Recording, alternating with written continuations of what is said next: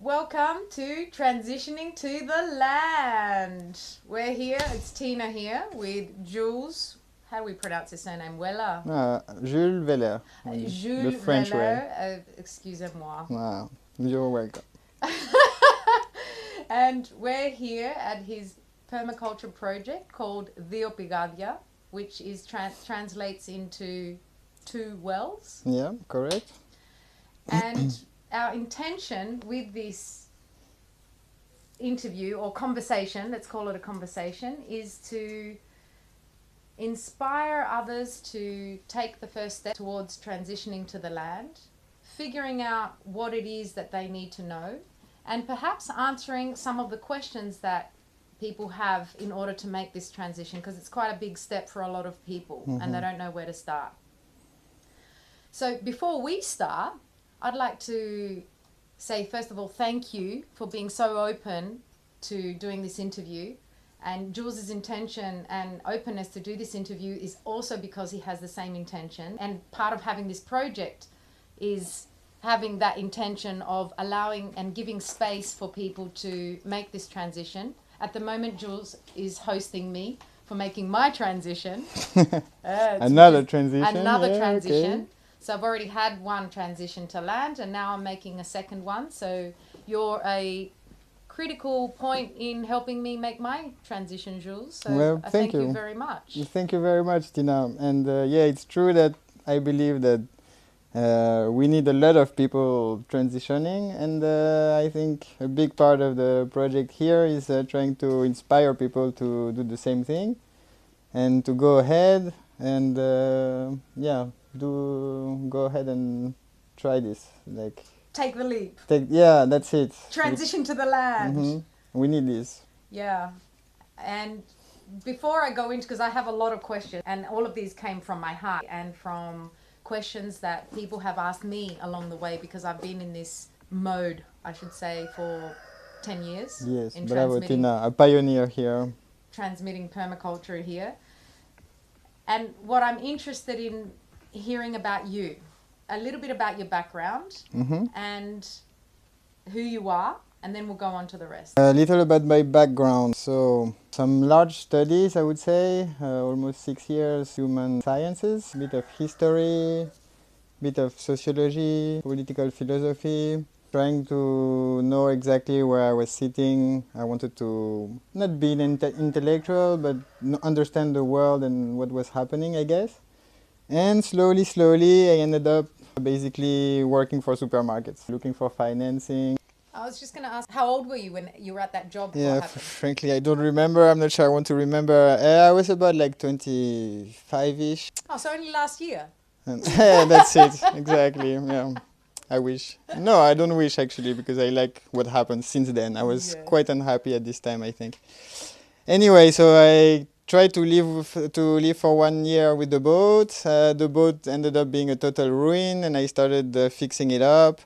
That was actually, I think, a first step into transitioning, because I came from the city with like an intellectual background, and I started fixing the boat, and this actually eventually became my job. I was working on this boat because this 1 year turned out to be a 6-year thing, that I was working on the boat, working on the side, and then slowly working, fixing other boats, and that became my job eventually.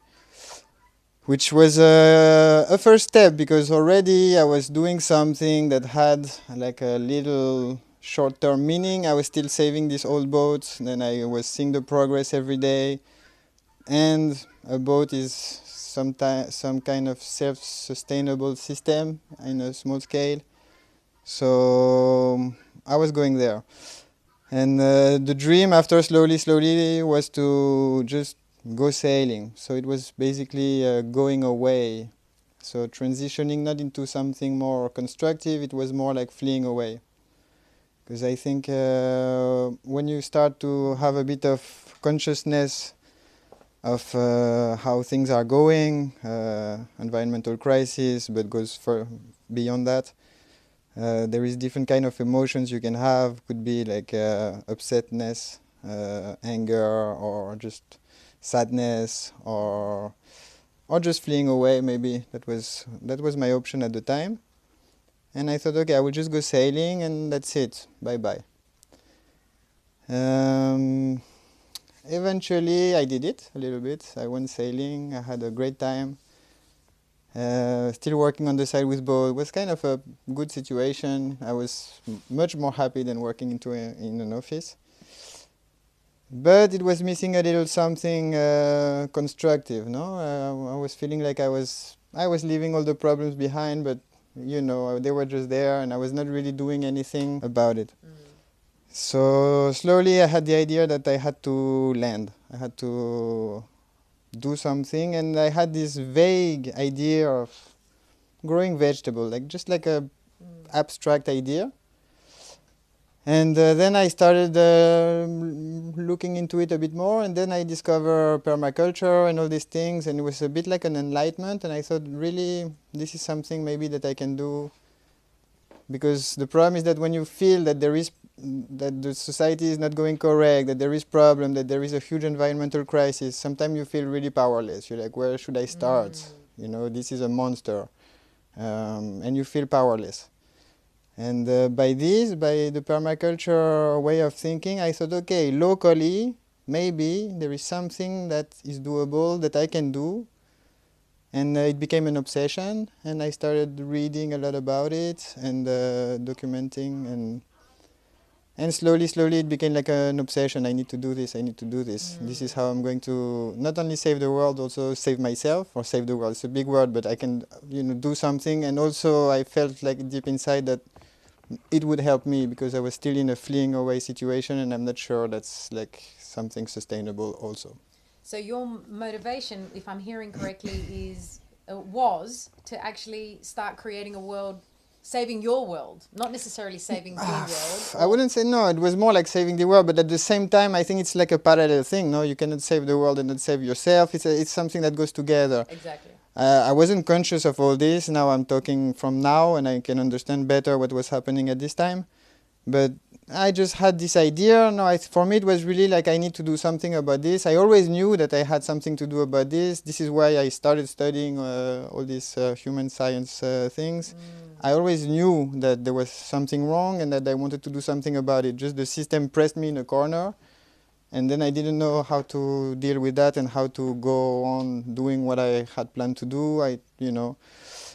And so I just find my little bubble there for a time, and then I thought, okay, I'm still in a bubble and I have to move forward to really do something. And this came just, by reading other things also and seeing it was maybe possible, like other people were doing it. I took conscious of that really quite late, like in my 30s something, Well, it's really interesting, because here's a point that perhaps we're going to touch on a little bit later, because you said it started with an idea and it grew into an obsession, right? So for me, that obsessive idea is something that actually can help us get started, because I know a lot of people at the moment are obsessing about this kind of lifestyle, but they don't really have any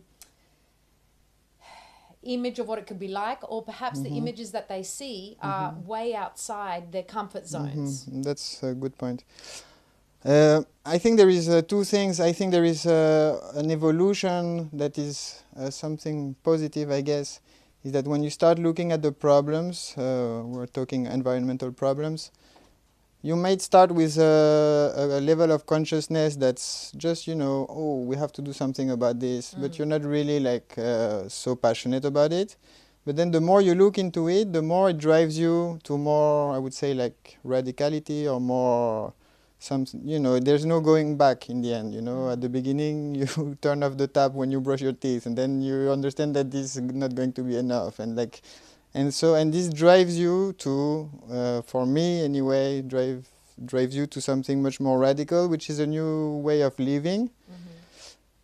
Am I answering you? I'm not sure. Yeah. I didn't ask a question. Yeah, for me that's a one-way road. Like you cannot go back. That's right. Also, I should mention that for me the huge step in the transitioning process was maybe to leave my job to go sailing. So I had already this experience of leaving everything behind, and then of seeing that I could manage something with maybe not so much planning, and that it was going on, and it's a path, and you just follow it, and let's see where it leads.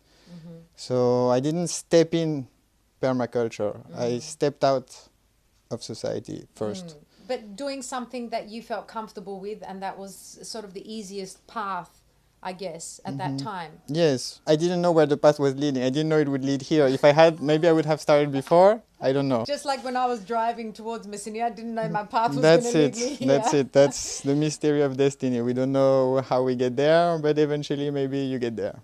That's right. In essence, was there anything that you did to prepare? And if there wasn't something that you specifically consciously did, what now looking back did you unconsciously do to prepare for this? So one of them was to go sailing. And then from sailing to being on the sea and coming onto the land, how did that happen? For me, I realized one day, I remember actually, that I was on my boat and I was floating on the water, and I was feeling, at this point, the whole thing was a relationship with my boat, which is an old boat, and that I was fixing her, and that I was, that would make sense on the short term. I was focusing on that. And after in the traveling, it was also being able to live in autonomy, having my little solar panels and living with little. So I was getting to be okay with myself in the way I was living. But I was missing, I knew that sometimes I was always loving gardening, and I was missing the living part of it, because it's quite artificial to be on a boat on the sea. And in the end, it's a man-made construction, and you are there, you're not supposed to be there. That's why landing and, being on the land came to me in this specific situation as something that was necessary. Yes, and maybe also to kind of have a home, because I met a lot of sailors that they're always looking for the perfect place, and I think that's an interesting thing.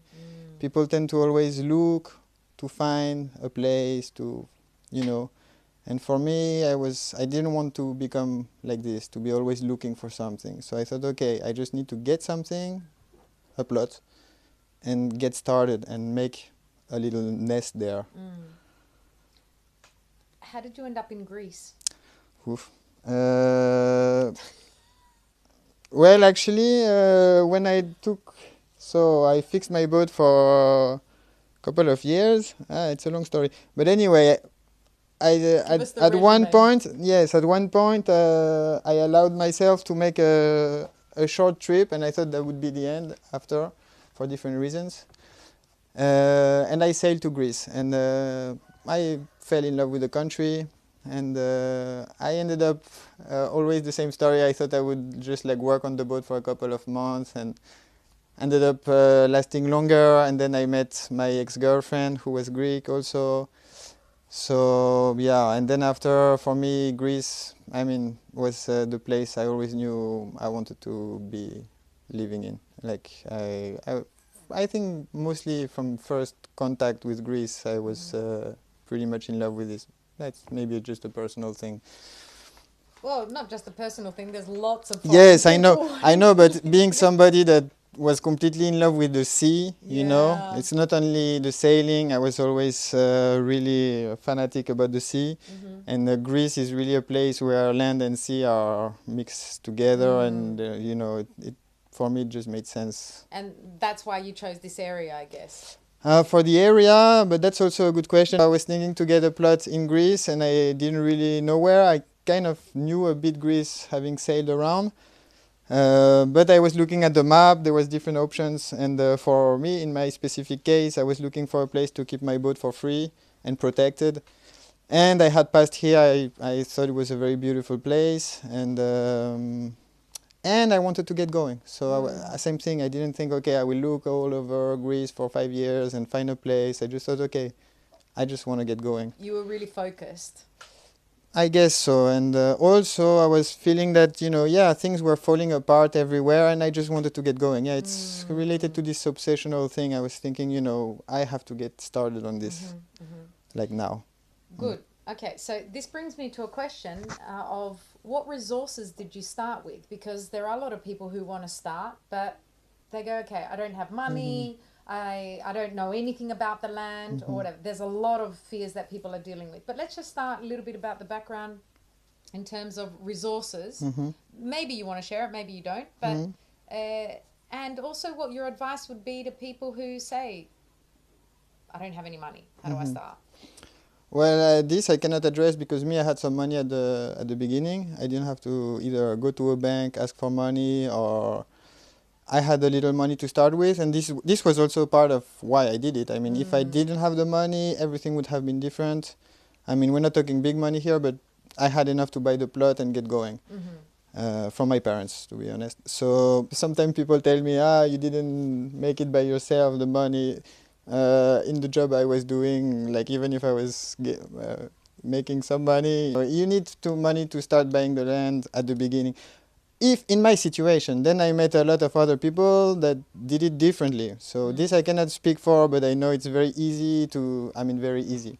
It's possible to sometimes some old guy leave you a place and you can do your thing there. I cannot really speak for this because that's not my situation and I would not be honest.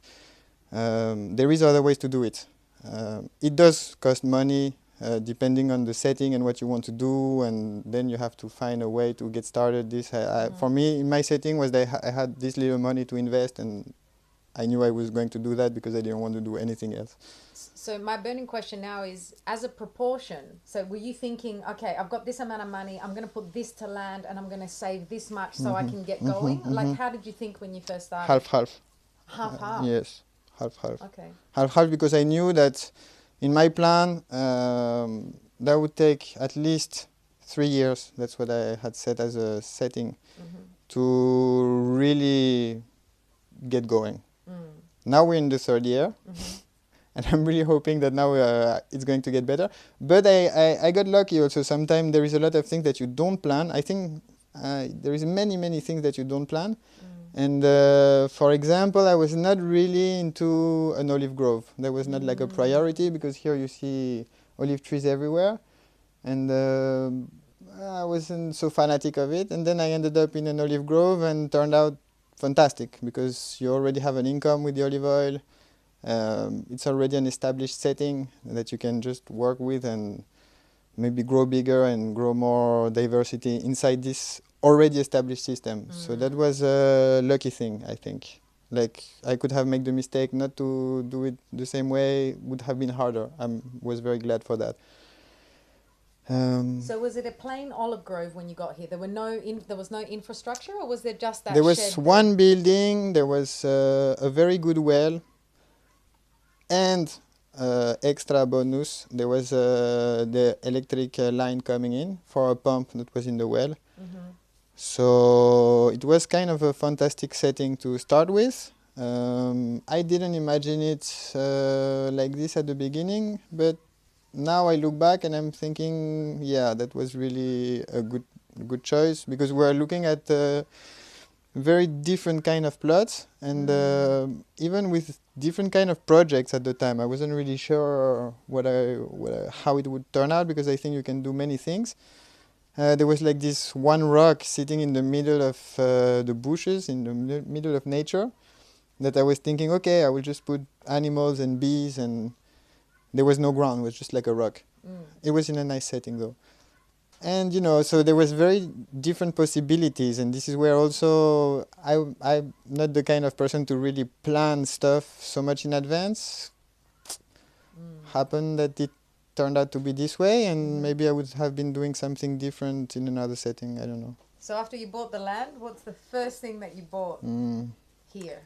So first I didn't buy anything. I started building a chicken coop before I even got the land. Hang on, where were you living? On the boat in the marina in Pilos. And I started building a chicken coop, movable chicken coop, with old scrap wood that I found on a wreck boat around.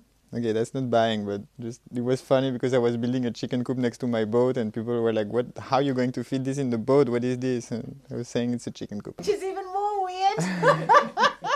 Yeah, and with wheels, a chicken coop with wheels. No, after it really came down to the car, the trailer, best thing, like you need it from the beginning, and the caravan to be able to live here. Yeah. Did you start doing things straight away on the land? Or Yes. Well, I told you even before I got the land, I was building a chicken coop. So yes. no, I mean actually on the land. When you first got here in permaculture, we learned that it's really important to observe the land for a period of time before we start doing anything. What were your first steps? So about this, that's the theory, I think. It's really true, though. But for example, when you get a plot, like when I was looking for a plot, because I think that's one of the important phase of transitioning, you need a plot. And you're looking for a plot, and then I don't remember what I want to say about looking for a plot. I don't remember. The first steps. Yes. In theory, you should be spending 1 year in a plot in order to know it. Like you have to know how it reacts to different weather patterns, the water in the winter, in the summer, the wind, whatever it is, the cool spots, warm spots. Yes, or the neighbors. The neighbors, noise. Yes, jackals. noises, that's it. Wind generators around that make noise, road passing by, traffic, eventual customers in the future. So observation, yes, but in the reality, you end up in a place that you don't know well because it's impossible. Or I recommend it if you can to stay 1 year on a place and to know it before you get it. But in the reality, you end up somewhere. And then, of course, you will observe. But when you start, you have to get started. So it would be, in theory, perfect to just wait and observe, but you're not waiting and observing. You have things to do, you want to get started. So I would say it goes parallel, no? You observe, and you have to be really much observing, but at the same time you're doing stuff. And of course, sometimes you will make mistakes, and you will see, this is working better. Actually, I should have made it differently.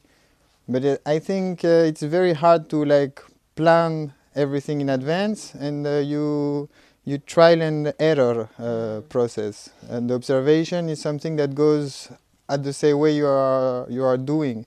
And for example, you will build something and then you realize it's not working, and you couldn't plan it before because you see it only when it's built. You see I have a problem because for some reason.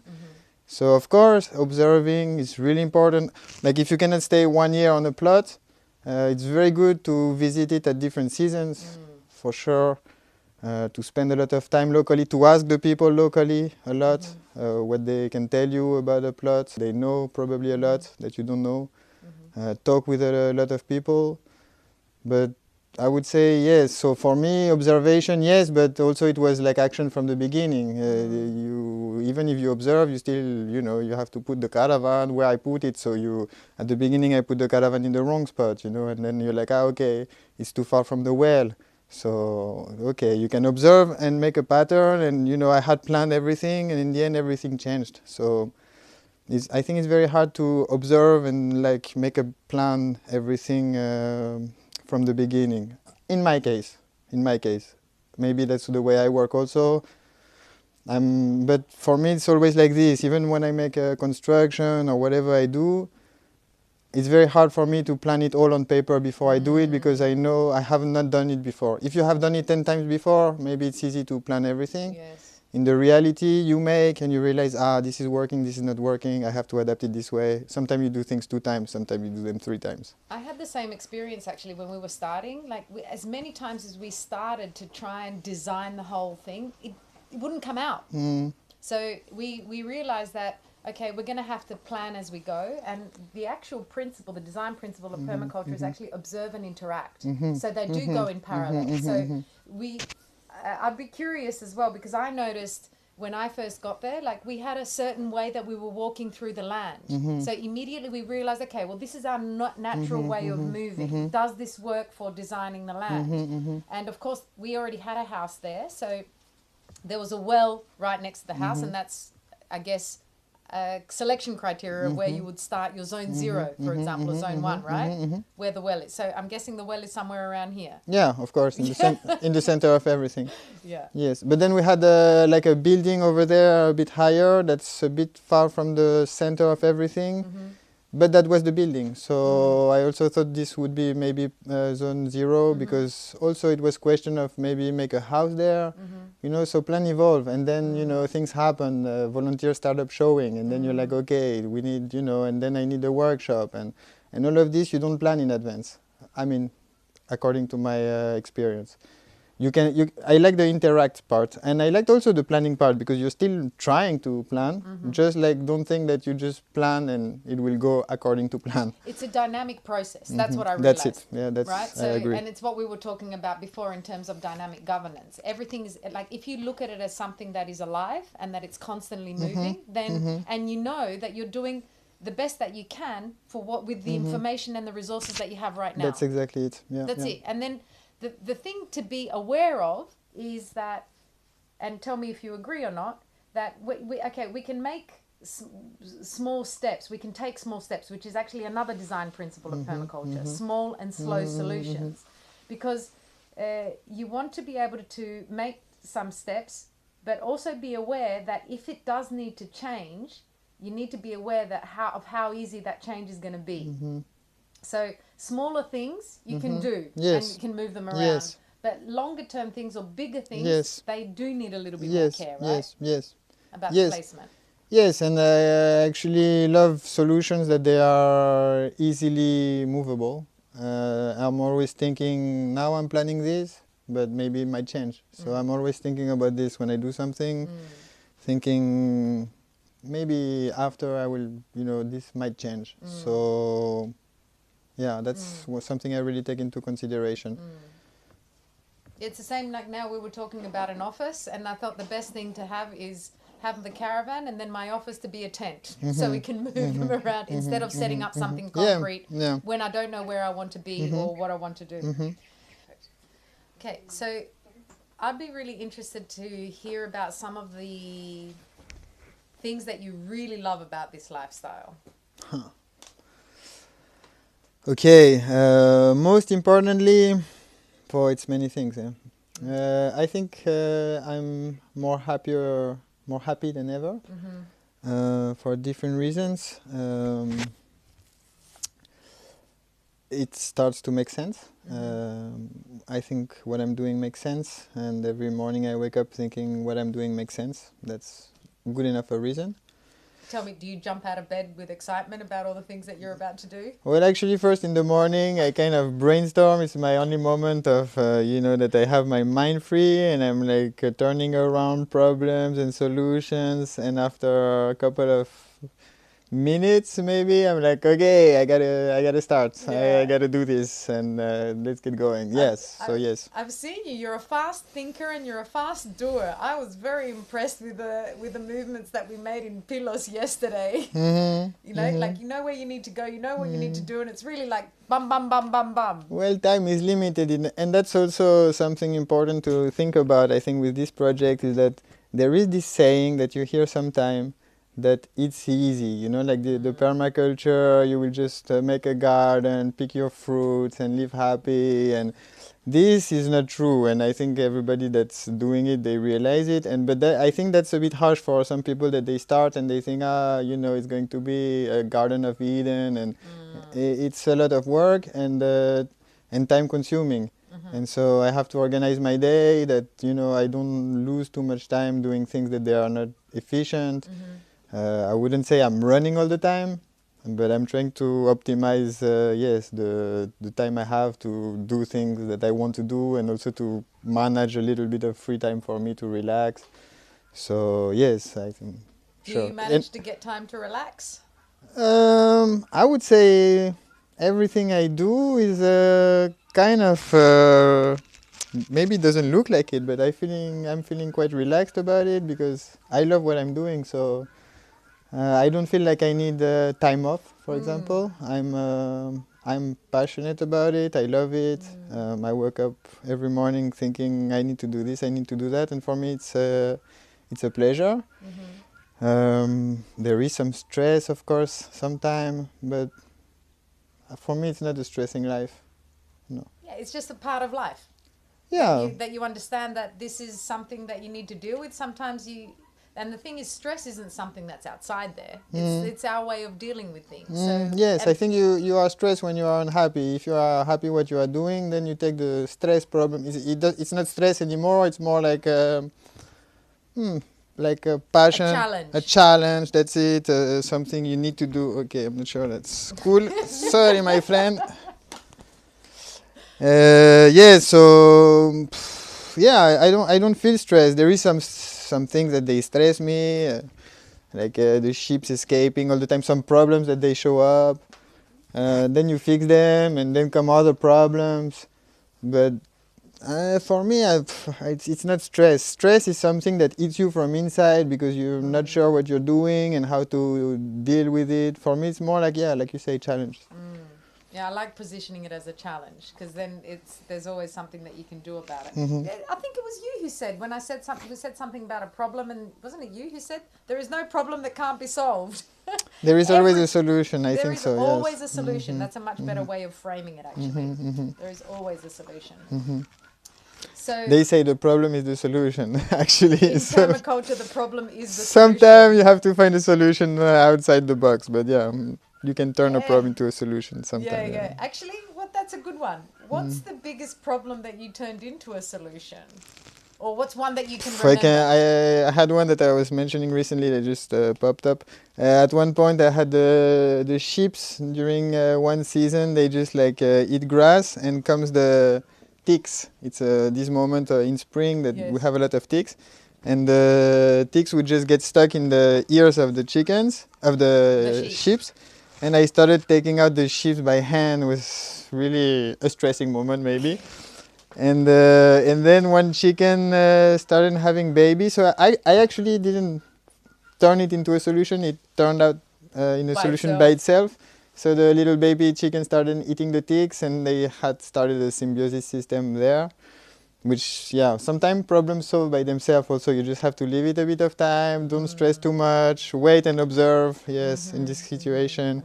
And sometimes just what you imagine as a big problem, it's not, or it just solved by itself, or, or you come up with a very easy solution sometime that you hadn't thought about.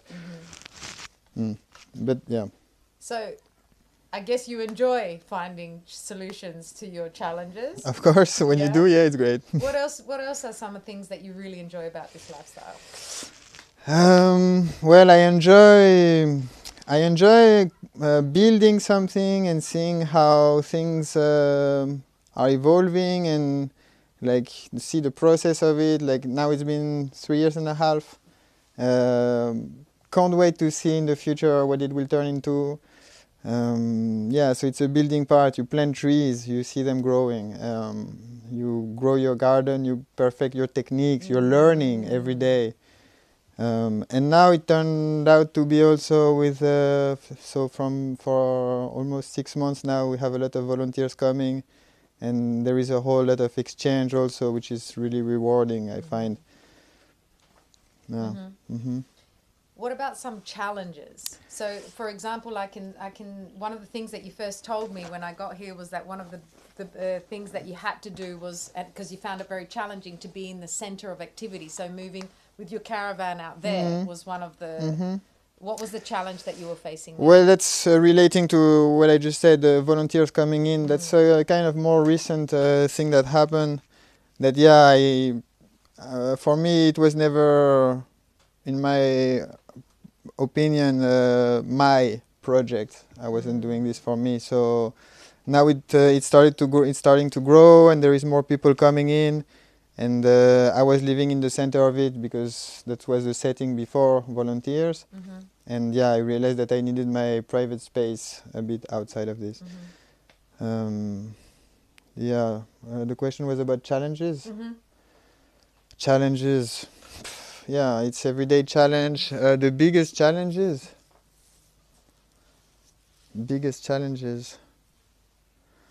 I don't know. I think there is many big challenges that they show up, and then you just have to have like a spirit of, I will find a solution.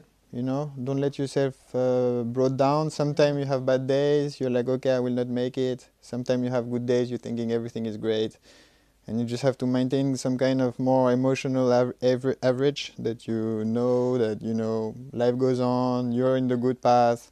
And you have to be strong for this because, yeah, sometimes it's, you can be depressed because you can think all your plans have been destroyed because of something or you're having a big failure problem. And in the end, you realize that this problem was just a small problem. There is a much bigger one somewhere else. So.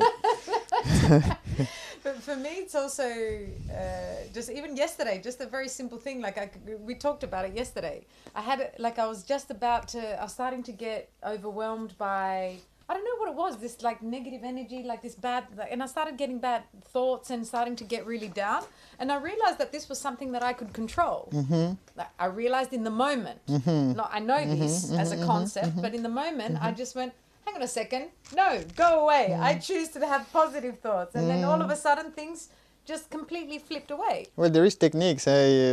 First practice, when you've been a bit through this before, maybe you kind of get used to, big problem, okay, no worries. And also you can just like take a break, come out, go for a walk, relax, or everybody has his own, escape routes to fight when you know that you're feeling down, find a way to lift your spirit. Could be a lot of stuff.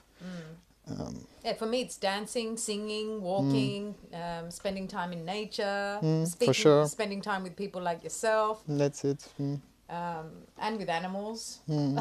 Cats everywhere. Yeah, animals are... the cats? Aren't they a big challenge? What's happened here? They've got a bit out of control, Jules. They're not out of control. They got the control. I'm losing it. They're actually taking over now. So... Oh, so they're the ones who've got the control. That's it, yeah. I'm their slave. I'm just obeying them. Actually, it's often said, I've heard it said that, if people were looking from the outside, who's the boss, they'll think that the cats are the boss and the dogs. Yes, probably. Yeah. Is there anything that you wish that you could have, that you knew before you started this project, or that you could have done better, or anything like that? Like something I regret or something like this? Possibly.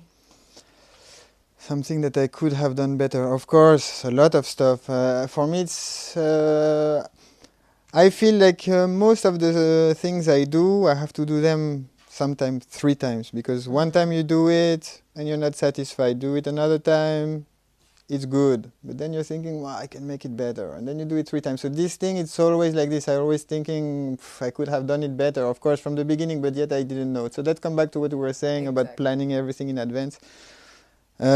Big things that I would have done differently. Maybe have volunteers coming in before, I think, because... earlier? Yeah, earlier. Yeah, because I've built most of it alone with my ex-girlfriend. And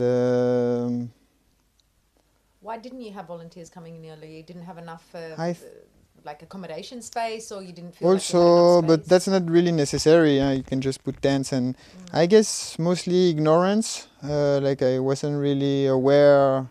I was looking at volunteer as something not really. I didn't know so much about it, and I'm always. I was. Used to living alone and not depending on anybody and doing everything by myself, and so I was kind of in this set of mind.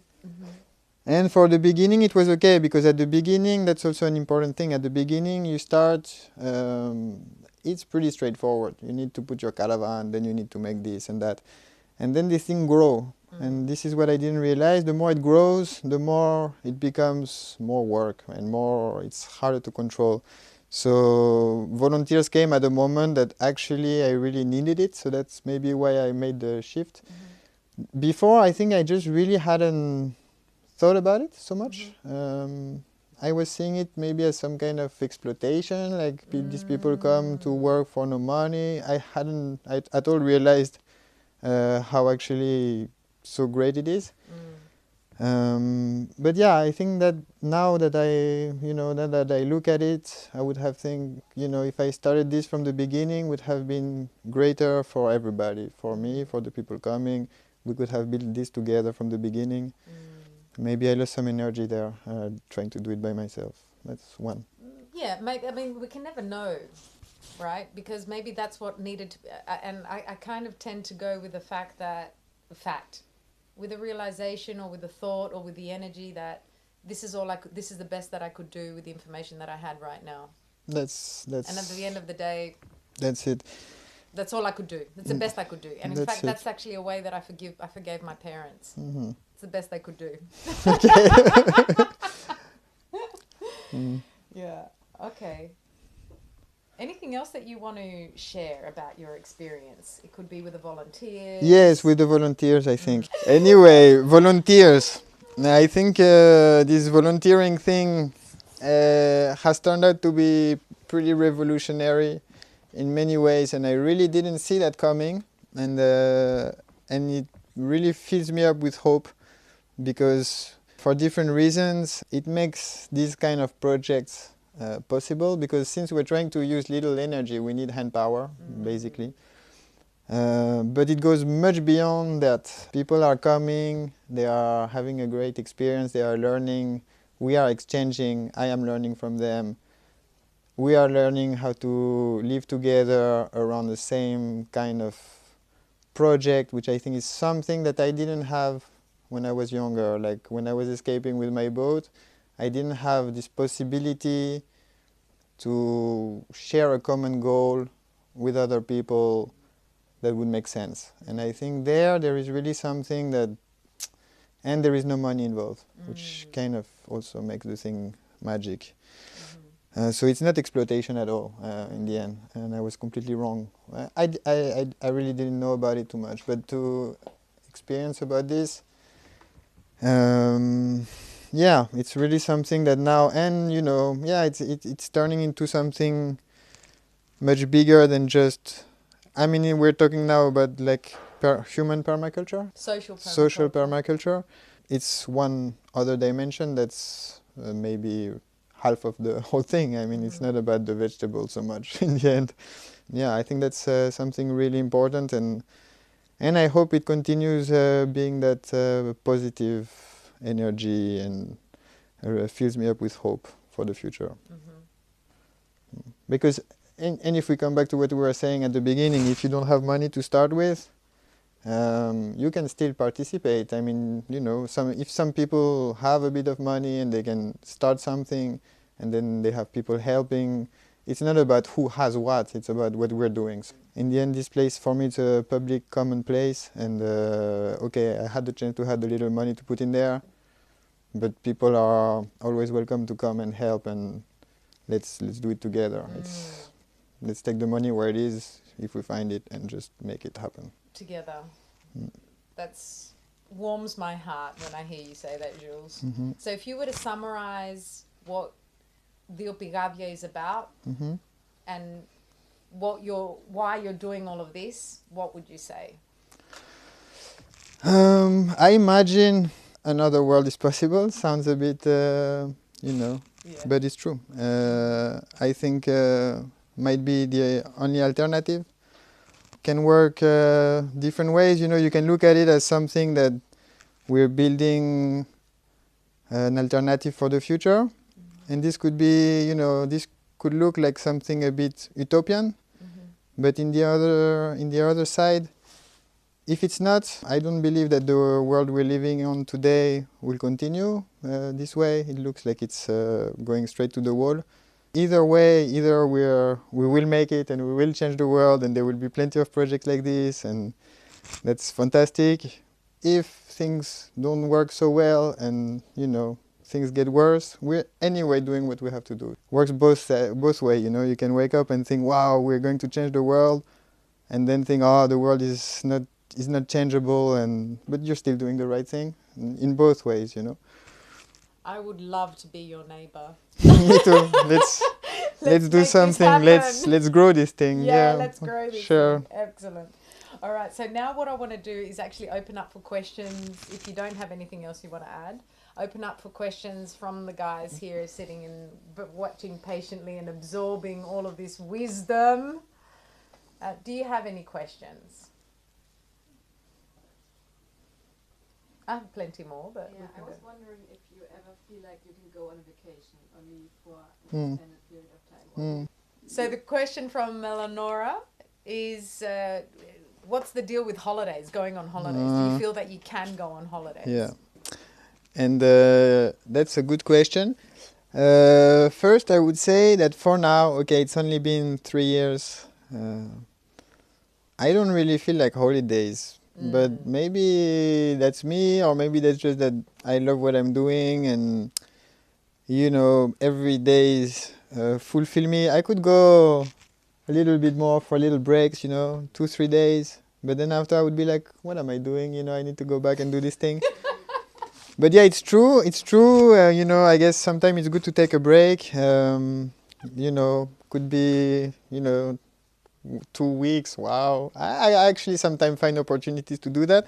In order to do that, for me, the establishing of a project like this, it takes a lot of energy, and you don't want to start something like this thinking, I will go on vacation, at the beginning anyway.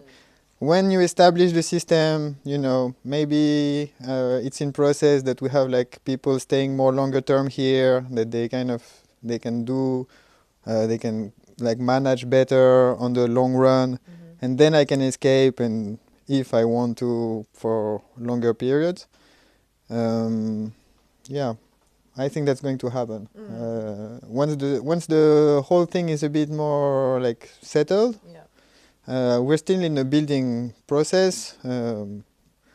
I see myself in the future as a much relaxed person, you know, in an established system and enjoying the fruit of my labor one day, and that I can... literally and metaphorically. Yes, literally also, of course, picking the trees, the fruit out of the trees.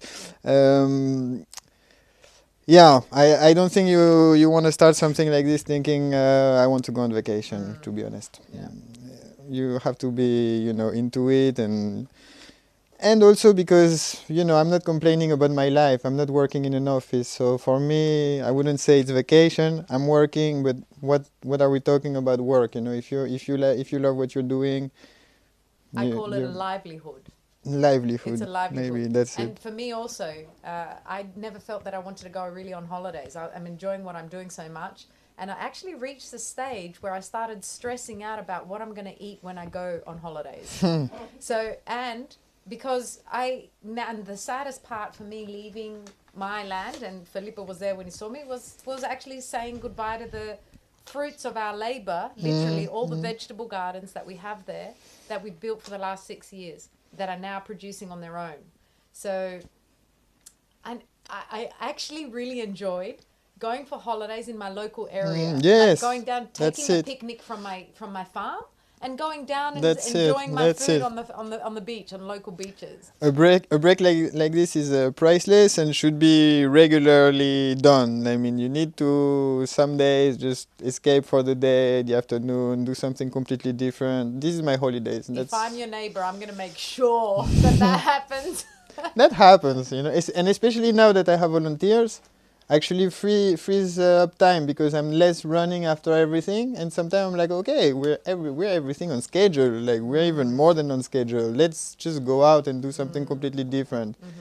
That makes it possible also, you know.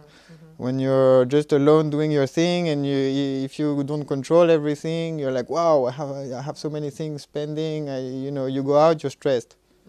You know, it's difficult to just go and then you will be thinking of everything you need to do, and you're losing time or something. That's crazy. Yeah, exactly. Good. Does that answer your question? Great. Anybody else? How did you find Workaway in the first place? How did you find Workaway in the first place? Well, I saw people with volunteers everywhere around me, and I thought, why not try this? I think it came also at this moment that I needed it more than before. And so, yeah, I thought, yeah, some extra help. Why not? How do you do that? They told me, yeah, I just have to go and work away, and that's it basically. It didn't go further because I know there is this woofing system also. I'm interested. I don't even know really because when we started work away since the beginning, there was a lot of people coming, and that's it. Started running from the first day. As simple as that. Yeah.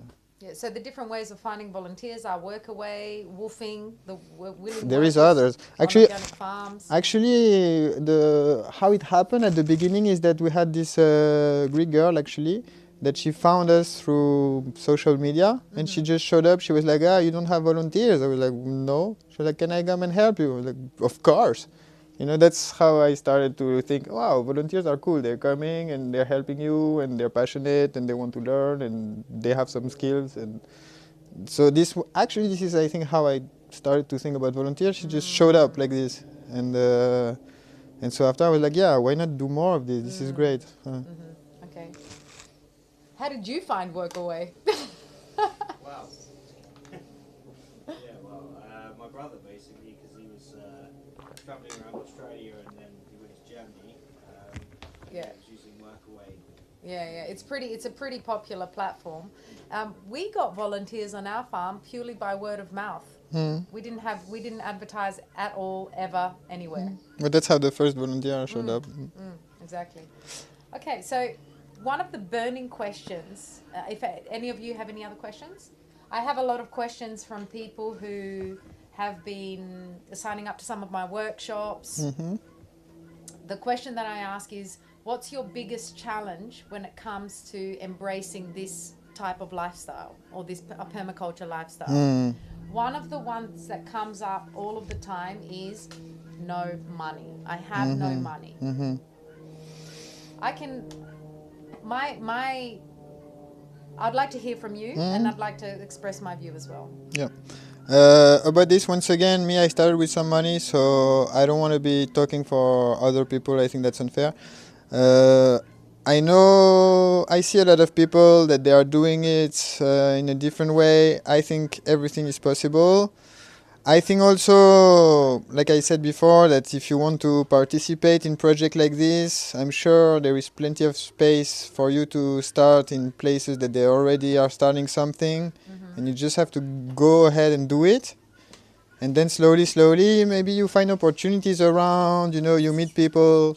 I mean, Workaway is a great way to do that. You just end up somewhere, talk with the neighbors, and then they're like, okay, maybe I need your help, you can come and help. To really make money with a project like this and have a plan, a business plan from the beginning, and to be sustainable without having money to invest from the beginning, I don't want to make it easy, let's not lie. It costs money. You need a car, you need to pay the fuel, you need material for construction. Even we recycle everything from what we find in the garbage. I'm going through the garbage all the time, maybe I should mention. Yes, of course. You do with what you have, and but yeah, once again, I didn't start with nothing. So I think a golden rule for me, which I turned it into a song, is start where you are, use what you have, do what you can, do what you can. With me, everybody. Start where you are, use what you have, do what you can. Yeah, do what you can. For sure, you can. You can. Sure. Yeah, I think that's the key for me as well, because now, at this stage of my transition, I am starting out without money, right? However, I have my biggest wealth at the moment is my relationships. People like yourself, that I've been building over the years. I mean, we don't know each other very well. Just to mention, Jules got in touch with me about 3.5 years ago when he was first looking for a place, looking for people in this area. And I guess you found me on the internet because I... Come on, you are the permaculture woman in Greece. Everybody can find you on internet. Yes, that's right. So, anyway, he is so much trouble. But so cute trouble. So for me, as somebody who doesn't have money per se, what's happening is I find that as I'm taking small steps. Stop. Say it again because they are. Okay, so for me, not having money per se, as in like a big sum of money that I can put down for a piece of land, I am completely taking a leap of faith. Right at the moment. For example, like I knew I wanted to do these videos and everything like that. I wanted to hire a person. I got sponsorship from my family to begin with, right? I'm looking for what I have around me to just start, because for me that's the most important thing. I mean, like you say, if you don't have money, you do with what you have. No, so you don't have money, but you still have you have ideas. You have a body. You want to work. You have passion. You have a lot of stuff that you can share, exchange. You can do a lot of stuff. This thing is not about having a plot and doing your own thing. This, I think, it's a wrongly understood thing. It's not about you have to make a project like this one here. Every project, all projects are different. There is project that they have a huge farm, huge surfaces. That's not my case. But you can have all kind of settings, and you can help people. You can, and like if we're talking permaculture, it goes beyond having a farm. You can just like change your lifestyle, try to live with less comfort. You know, be self-sufficient with almost nothing. There is many ways to transition. Without having a farm and all the whole thing with it, and the car and everything, you can just like change your lifestyle radically, and maybe be self-sufficient with very little. For me, that's huge. For me, one thing key that you said there, actually not looking for comfort, I would actually change that. I would say redefining what comfort is.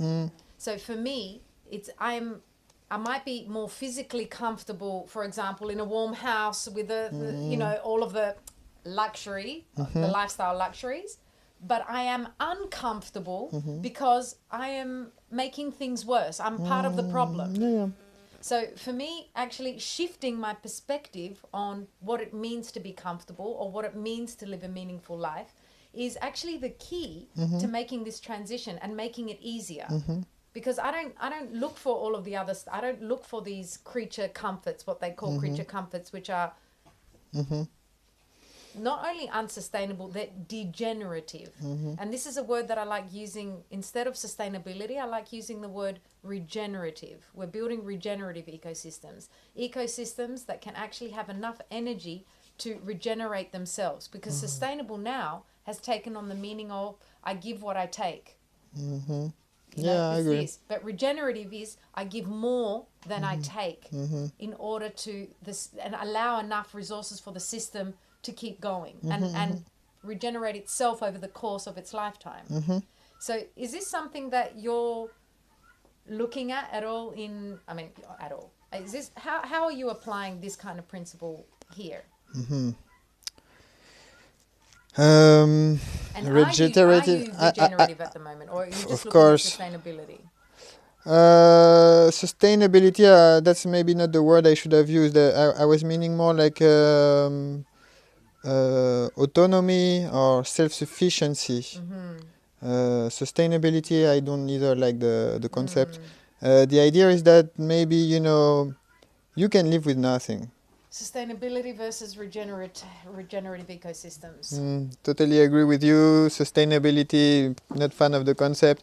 And what I was trying to say is that it's more about self-sufficiency or autonomy, and the idea that we can live with little and do something that has a meaning without having a whole permaculture farm setting. I mean, could be helping other farms, could be doing something completely different, taking care of people or something, and just trying to downsize, not even maybe, downsize for sure, but just to try to live in a way that just makes sense to you and as long as I really like that idea, like saying, okay, not everybody has to start a farm, but everybody has a place to help these projects move forward. Yes, right. So of course. I think and this is what actually one of the questions people say. I don't understand what my role is. Right. And for me, once you get into making the first step, I heard this saying once years ago, and it said it's the start that stops most people, right? Just starting where you are and like really tuning into what you need, I feel is a very important part of making the first step to making this transition. What would you say on that? I think it's a very important point. I think you shouldn't look at this as, okay, because I see many people that they have the fantasy of, okay, I will do this thing in the future, something big like this, I can imagine it like this. And in the end, they're just dreaming. I think it's much better to just try something out, just go do something, help some people. I think because the hardest part really is to break away from your situation, which could be like, for example, I would say your comfort zone. Like you're living in a city, for example. You have your family around, you have your friends around, you have your job, you have your income, you have your family, maybe you have your kids you have to take care of. And now you're thinking, okay, I want to make a permaculture farm.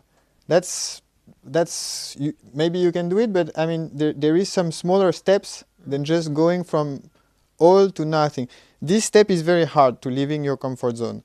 So just go and do it, and just, go help some people out and see that it's not so bad, and then after you will see that in the end it's just an easy evolution. Exactly. It doesn't have to be 1-0. It can be, something more progressive. That's how I started. As soon as I found out about permaculture, it was completely new to me. So the first thing I wanted to do after I did a 2-week permaculture design course was go to a farm and learn how to do it. And an opportunity opened up in a farm in Portugal. And I went there for 3 months, and I was in my happiest moment. I was carrying a wheelbarrow full of donkey shit from the stable to the field. And I said to my friend Dennis, who was standing next to me, I go, Dennis, I am like, this is the happiest I've ever been, Is it possible to be like this forever? And he said, you better believe it is. Now you understand that this is a reality. You can make it happen anywhere. But the first important step for me was to understand how I felt within that situation, just exactly like what you guys are doing now, right? I did this 10 years ago, and I realized that, it is possible to do this. It is fun. I can find stuff that I like doing. And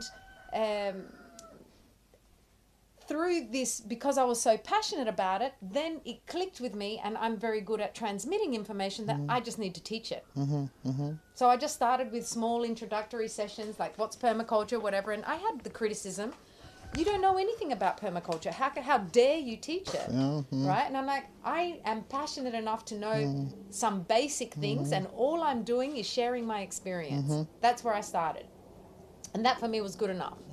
And because I had lived this in my cells, I had the information, so then I was able to make that grow, put my attention to that, and make that grow, so that when it came time, I knew exactly what I wanted to do. And I also knew through that experience that harmonious collaboration was possible. Yeah, because we had a collaboration. common goal. I had never experienced that, because one of my fears was, how are we going to find ways to collaborate? So actually there's By a doing question it. for you. Exactly. Yeah. Well, I can just give you like one example. Like specifically here, I'm actually looking for people that they are passionate, that they want to share this place, that they want to help on longer term. I'm sure I'm not the only one. People are starting projects. They want people involved. So I think if you look at it as a like, it's going to be my project, maybe, if you can do it, great, but then it shouldn't even be your project. It's a project to be sharing with other people anyway. So we're not in a capitalist system here. So it's not about having your permaculture farm, not in my opinion. It's if you have the chance to establish something, welcome other people, and if you don't have the chance to establish something, go help the people that they need you. Because actually one of the things that's missing in all of these projects are people. We need people. That's it. We need people. No petrol. We need people, no petrol. Something like that. We need hands, not money, because it's the people who are making things happen, not the money. And this is the misconception. Like a lot of times you hear in the system that, oh, I need money to do this. No, we need to be very clear on what it is that we need, that we want to be doing, and what our needs are, and then trusting. I think trusting the process for me is a really critical part of this process. What would you say? Of course, you have to trust the process. But I think the more you get involved in this, the more you understand and you believe in it, and that's also a part of it. You know, it should not be like a dream that you keep as a security thing, thinking, "Oh, I will get better later." You just go ahead and just try from wherever end you can, and then you get involved, and then you start sharing the dream, and that's it. It's not about, you know. You don't have to make it all by yourself. I don't think it's like something that should be made by yourself. It's actually a project like this. I could never run it alone now. So that's it. It's of the people, and people can help. That's a great point. Thank you for reminding me, because one of the things that I realized in doing this alone with one other person was that I really wished I had opened this up to begin with to other people, to make it a community project from the beginning. From the beginning. Yes and no, but I think it needs to start somewhere anyway.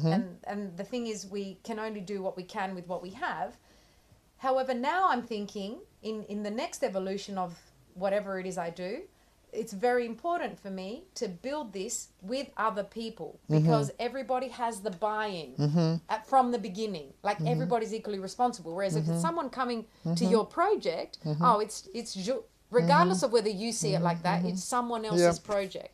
So I think the biggest challenge for people like us starting these projects is actually finding ways to not just involve people on a volunteer basis, but to actively engage them as shareholders in these projects. How can we do that from the beginning? I think that's maybe the most important question, in my opinion. How do we set the balance? Because I'm trying to dream or imagine how in the future could be. It turns out that read a study that said that most shared projects in common tend to fail. That's a bit sad to hear, but it's a reality. Now, what this study was showing is that you need, in all the projects that they are actually successful, they do have private property. You do have a lot of common activities. This should be flexible, but everybody needs his space. I didn't come to this stage yet that this becomes. I'm just a little 3 years project, and I'm not sure. I don't plan exactly how it would evolve in the future, but I think that's going to be maybe the main issue in the future. Is how to balance the shareness so that it doesn't become source of tensions and problems, money. You know, the volunteer base works pretty good for now. This is not even 3 years, it's 6 months, the volunteers. They come, they go, sometimes they stay longer. For now it's been magic, maybe it's just the beginning. I can feel that there is really an issue there. And not sure exactly how would be addressed, but I don't think it changes. The most important thing is that people can just get started, you know, and then after, yes. But this really, I'm starting to think about how it could evolve in the future. And I think, you know, even if you have like, let's say somebody, yes, puts the money stays the problem. And we're in a money society. That's not. But you know, you can set some rules. You can say this is your little garden there.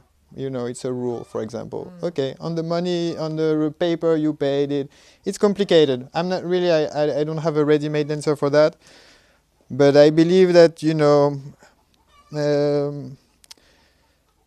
It should not be the same model as the model we have in a capitalist society, that I own this land, it's mine, it's my project, and there is volunteers passing. It should be something that's more shared. After, it's for us to invent how we organize this, And of course, it's not going to be easy, but that's the challenge. How much have you looked into sociocracy as a tool for governance Tina. or any other governance model? Looks fantastic. No, looks fantastic. Nowadays, I don't have so much time to read stuff and look into stuff that they passionate me. I actually need for 2 weeks or 3 weeks now to start looking about how to train my donkey. So sociocracy is there, you know. I feel it's something really interesting. I'm all down for it from all I've seen, but I'm really no expert on that. Okay, so because I've been trained, what I spoke with the guys earlier is to offer a session where I can do a presentation about sociocracy and get some of your questions answered. Cool, that would be perfect. Yeah. There you go. That's my contribution. Perfect, thank you. As well as creating this video that you'll be able to direct anyone who wants to come to this project to find out more about you and this project. Thank you. A lot has been said. Not everything. We still have a lot. There's still a lot to be said. There's a lot to be said. We can have extra episodes. I'm feeling like we've actually addressed in our conversation. We've addressed a lot of the actual issues that people are dealing with, like the fears. However, one thing we haven't dealt with, and probably because we aren't in that position, is what do we say to, like, one of the things that parents say is, how do I juggle my parenting? How do I handle my children in this situation? Where are they going to go to school? What do I do with that part of it? That's a hard one. Okay, that's a big. We're talking about things that we need to think about on a longer term basis. How we imagine the future of society. I mean, that's a big topics. For kids, I would just have a simple answer. I would say we shouldn't have them in a classroom every day of the week.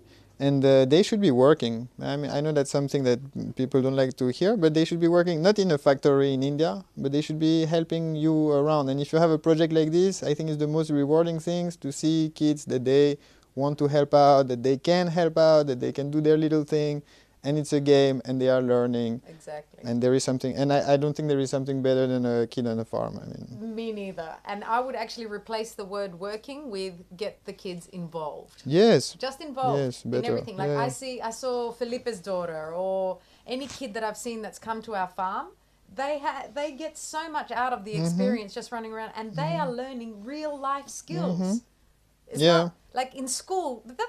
That's been my journey the last 25 years. I've been pursuing to learn everything that I thought I should have learnt at school. How to deal with my emotions, how to express my emotions, how to take responsibility for who I am and what I'm feeling, how to collaborate and communicate with others, how to deal with the land, animals, people, plants. Like, it's crazy.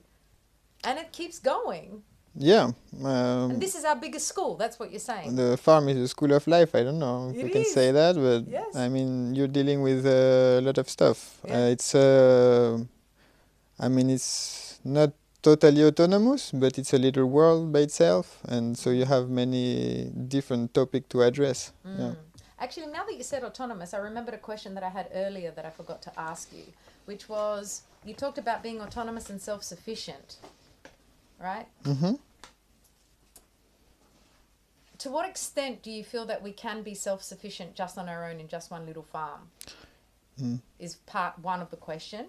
And or do you feel, because that's where I'm leaning towards, and I'm really putting weight on the question now, I know, do you think it's an issue of being collectively self-sufficient?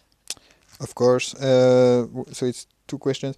First one, of course not. Nobody is autonomous at this point. It's not like you have to be autonomous. You have to aim autonomy. So you have to try and do and explore the ways that you can, little by little, not participate in the devil world that you don't like, and just try to take what you... It's always about finding compromises and saying, this is okay for me at this point, I can do that, this not. But you're just aiming somewhere. It's not, don't believe that you cannot be 100% autonomous. I mean, otherwise you need to make like on your car, you need to build the wheels with wood. Like, no, it's not gonna happen. So no, and of course, the other part of the question, yes, that's one big way to address it. Is that you can exchange, you can share, and this thing you don't do it alone, and it's a society project. And if we consider it, and now again we're talking more longer term and more utopian society, of course society could collaborate so we are autonomous, all of us, at our stage, trying with different levels, you know. But that's also a complicated question. So in all of the conversation that we've had, I think we've dealt with some of these issues. So the don't know where to start, we've dealt with it. Start where you are, and maybe starting, and actually, I'll reframe. The answer that you gave about working and going and volunteering or starting with people who are already running projects, right? I think that answers the question of where do I start? How do I find community? I don't have enough skills. I don't know what the alternatives are. I don't know how to ask for help. And I don't know how to handle my children. I think that deals with that. That's pretty magic solution. Yeah. I was going to address this other point that I forgot to mention before, Yes. which is, in my experience, a lot of people are afraid to stepping out of their comfort zone. One of the main reasons being that they would be alone. Like they have this feeling of possible loneliness. I mean, I think when you are lonely, you are afraid of loneliness, maybe. Maybe it's the opposite way. When you start doing this thing, in my humble experience, it never was like this. I arrived here, I met people, I had neighbors that they were fantastic people. Maybe I was just lucky. I never had this problem. But I know that a lot of people are afraid of that. They're afraid of going to the countryside because for them this means being alone. But we are in a society where the loneliness is at the heart of it. I think you can look at social media and friends, followers, all these things. And living in the city, you're living in the heart of this. So of course loneliness is a preoccupation. But that's maybe looking at the problem from the wrong perspective, because you're already in a lonely place, and so maybe that's why you're afraid to be alone. That's just food for thoughts. That answers another issue. That basically is spot on with the saying, your vibe attracts your tribe. So you said maybe it was luck, but you were in the vibration of, I'm going to find that piece of land, I'm going to find that great node. Like you were in that really good vibration. So it's very natural for all of this to happen. So I would say congratulations. Thank you. For being in that vibration and creating this beautiful project. Well, I would say thank you for being a part of it and making it happen. That's it. If there was a question, I'll start again. Do you have any questions for me? Tina, what is the future going to be? Are we going to make it? No, specific questions. That's a serious question. Give me the space to answer it, please. Sorry, you have an answer. Of course. Please give me. Tell me. The future is what we imagine it to be. We have the power to co-create it. If we believe that this is what we can create, then this is what we create. I hope so. Yeah. I want to create a magical school of the earthly arts. That's a beautiful project. Ah. Beautiful project. So what's a more serious question? That's to you, Tina.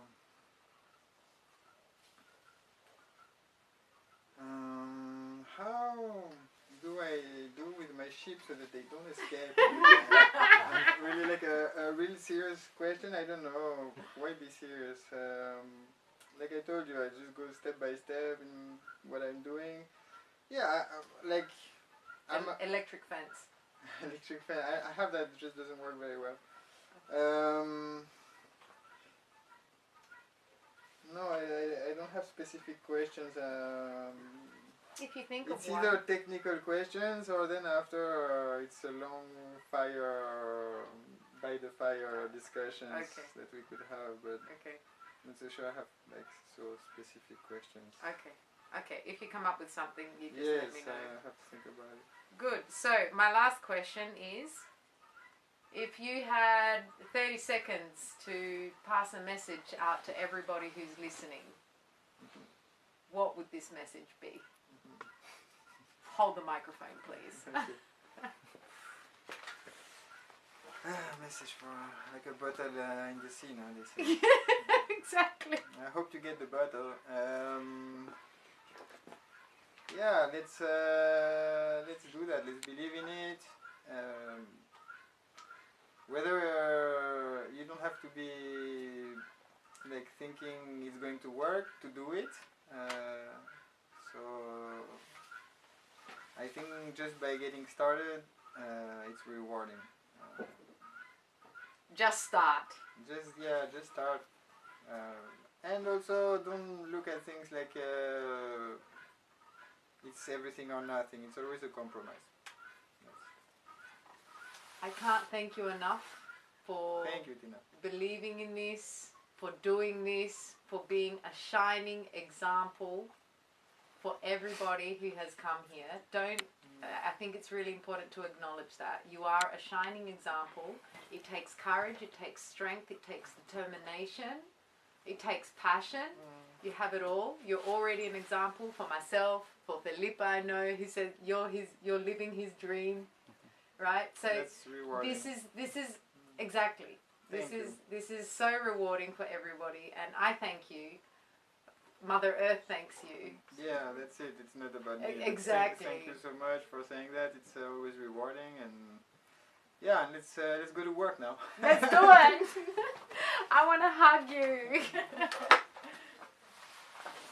Oh. Thank you, Tina. Thank you, Jules.